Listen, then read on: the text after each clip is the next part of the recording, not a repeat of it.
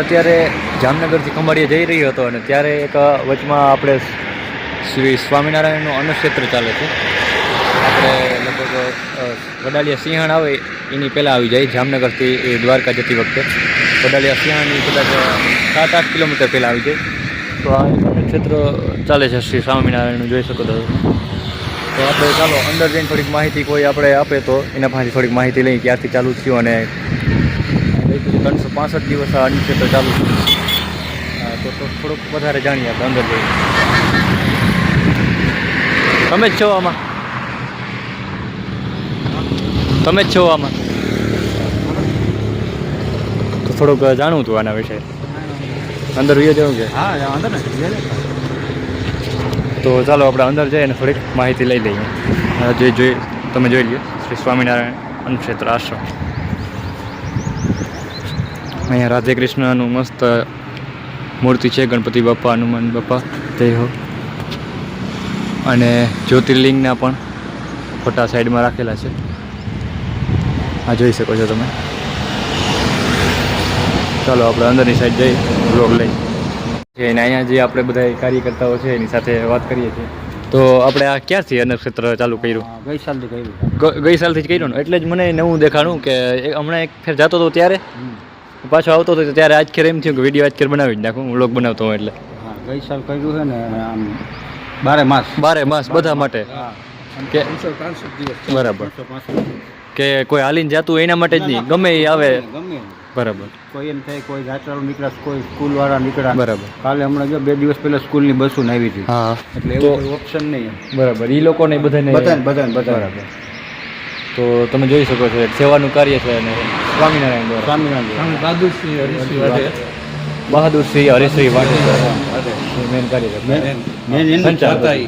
મિત્ર દાતાશ્રી છે. તો કોઈ પાસેથી કાંઈ 1 રૂપિયો કોઈ વસ્તુ લેવાની નહીં, બધું એના પાસે. તો એક અત્યારે આ સેવાના કાર્ય જે થાય છે જેટલા થાય ઓછા અને અમને મજા આવે. અમે એની કાર્ય કર્યું છે. અમે અહીંયા કામ કરવા જાય ને હમણાં આપણા દ્વારકા.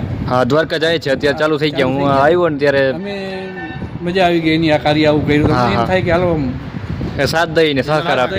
અમે કેમ દેવાડિયા પાટિયા કરતા અહીં લાઈફ ટાઈમ બને ત્યાં બંધ થઈ ગયો. રોડનું કામ થયું ને બરાબર. બની ગયું લાઈફ ટાઈમ અહીંયા સેવા આપી.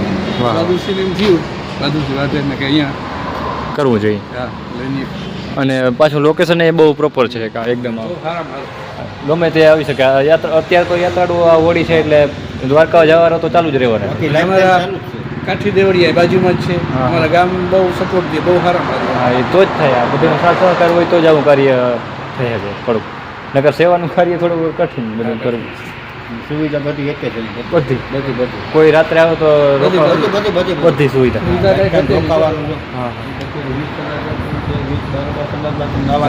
ગરમ પાણી. હા બાથરૂમ તો તમે જોઈ શકો છો. ઓલી બાજુ એ છે અને જેન્ટ્સ લેડીઝ બંને માટે રોકાવું તો સેફટી વાળું કોઈ ઓપ્શન નહીં, કોઈ મોબાઈલની ચોરી નહીં. બરાબર. વગરનું બધી વસ્તુ પ્રોપર.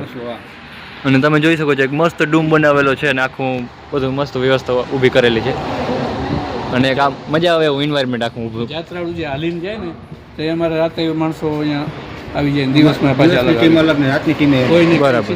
તમારે મોબાઈલ એવું ગોઠવ્યું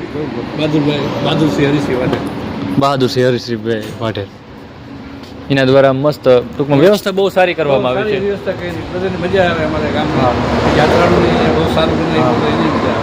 તો કોઈ આપણે જામનગરથી દ્વારકા અત્યારે તો હાલીને ઘણા જતા હશે. તો કોઈ વિડીયો જોવો ને અહીંયા આવે તો આપણે આ લોકેશન કયું છે? આપણે દેવાડિયા પાટિયાથી 1 કિલોમીટર આગળ. દેવાડિયા પાટિયાથી 1 કિલોમીટર આગળ અને વડાલિયા સિંહણથી પહેલાં આવી જાય ને 7-8 કિલોમીટર કદાચ થતું.